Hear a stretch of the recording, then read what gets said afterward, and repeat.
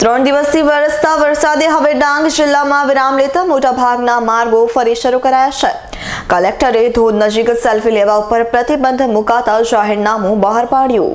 જિલ્લામાં ઘણા ધોધ સક્રિય થઈ ગયા છે. અત્યારનો પ્રખ્યાત ગીરા ધોધમાં પણ ખૂબ જ પાણીનો પ્રવાહ આવી રહ્યો છે. તો આવા ટાઈમે જિલ્લામાં ફરવા આવતા સહેલાણીઓ અને સૌને ખાસ વિનંતી છે કે પૂરતી કાળજી લે. સેલ્ફી વગેરે લેતી વખતે સરકારશ્રીની જે કંઈ સૂચના કે જાહેરનામા છે તેનો ભંગ ન થાય તે માટે પૂરતી કાળજી લેવી. જિલ્લામાં કોઈ પણ બાબત ધ્યાન દોરવા લાયક હોય તો જિલ્લાનો કંટ્રોલ રૂમ તેમજ જે તે વિભાગના પણ પોતાના કંટ્રોલ રૂમ છે, જે તે તાલુકામાં પણ છે, ત્યાં સંપર્ક કરવો.